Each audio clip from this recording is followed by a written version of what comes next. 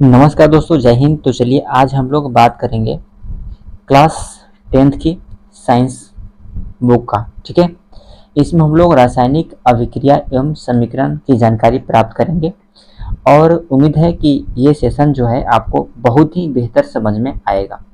Okay, यहाँ पर हम लोग पढ़ने वाले हैं रासायनिक अभिक्रिया एवं समीकरण। यदि चैनल पर नए होंगे तो चैनल को सब्सक्राइब कर लेंगे और बेल आइकन की घंटी को दबा लेंगे, ताकि जब भी मैं इस तरह का वीडियो अपलोड करूं तो सबसे पहले नोटिफिकेशन आपके पास पहुंचे। ओके, तो चलिए यहाँ पर हम वीडियो शुरू करते हैं। ओके, सबसे पहले यहाँ पर है रासायनिक अभिक्रिया। रासायनिक अभिक्रिया किसे कहते हैं उसके बारे में हम लोग यहाँ पर जानकारी प्राप्त कर लेते हैं। तो रासायनिक अभिक्रिया हो जब दो या दो से अधिक पदार्थ आपस में मिलकर एक नए रासायनिक गुण वाले पदार्थों का निर्माण करते हैं तो उसे रासायनिक अभिक्रिया कहते हैं। ठीक है, बहुत आसान है। क्या, जब दो या दो से अधिक पदार्थ क्या करते हैं, आपस में मिलकर के एक नए रासायनिक गुण वाले पदार्थ का निर्माण करते हैं तो उसी को रासायनिक अभिक्रिया कहा जाता है। रासायनिक अभिक्रिया में मुख्य रूप से दो भाग होते हैं। कितने होते हैं? रासायनिक अभिक्रिया के मुख्य रूप से दो भाग होते हैं और एक होते हैं अभिकारक, दूसरा का होता है उत्पाद। ठीक है, क्या होता है? एक अभिकारक होता है और दूसरा का होता है उत्पाद होता है। ठीक है, इसमें हम लोग अभिकारक उत्पाद की बात करें तो जो अभिकारक जो होता है वो तीर के बाईं ओर होता है और जो उत्पाद जो होता है वो तीर के दाईं ओर उसको लिखते हैं। ओके, तो मान लिया जाए कि इधर एक धन लिखाता है अभिकारक। अभिकारक में अगर मान लीजिए कि अगर हम एक अभिक्रिया लिखते हैं, रिएक्शन लिखते हैं, जैसे C2 और O2 लिखते हैं, C2 प्लस O2 लिखते हैं। ओके, तो C2 प्लस O2 लिखेंगे तो यहाँ बनेगा CO2। ओके, और इस तरह से ये बनता है एक समीकरण।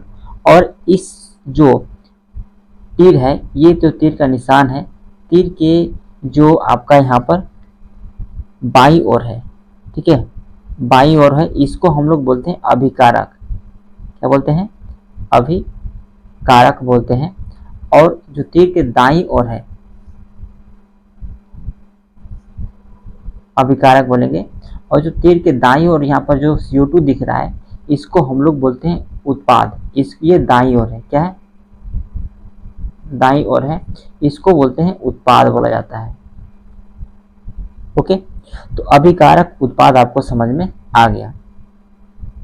चलिए नेक्स्ट प्रश्न हम लोग देख लेते हैं। यहाँ पर प्रश्न है, यहाँ पर नेक्स्ट टॉपिक है रासायनिक अभिक्रिया में भाग लेने वाले दो या दो से अधिक पदार्थ जिसे तीर के बाईं ओर लिखा जाता है अभिकारक कहलाता है। जैसे कि अभी आपको हम बताएं कि जो तीर के जो रासायनिक समीकरण के दौरान जो होता है, जो तीर के दाईं ओर लिखा जाता है, ठीक है, जो तीर के बाईं ओर लिखा जाता है उसको बोला जाता है आपका अभिकारक बोला जाता है। और जो तीर के दाईं ओर लिखा जाता है उसको हम लोग बोलते हैं उत्पाद। यानी बाईं ओर वाले को बोलते हैं ये अभिकारक और दाईं ओर वाले को बोलते हैं उत्पाद।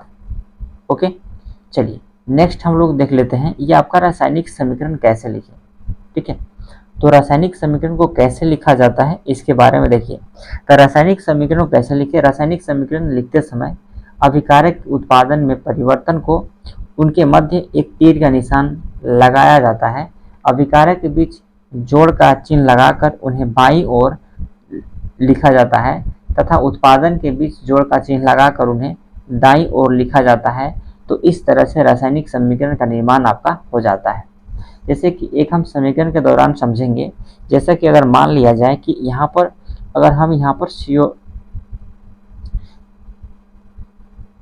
हमको जल बनाना है तो यहाँ क्या करेंगे? H2 लिखेंगे।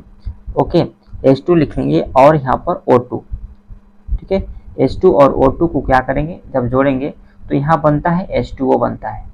ठीक है, क्या बनता है? H2O।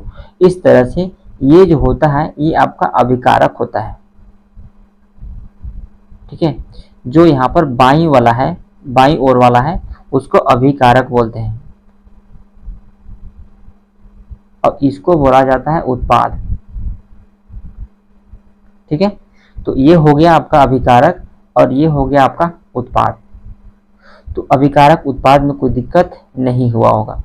ठीक है, चलिए नेक्स्ट हम लोग देख लेते हैं यहाँ पर। नेक्स्ट आपका यहाँ पर संतुलित रासायनिक समीकरण किसे कहते हैं।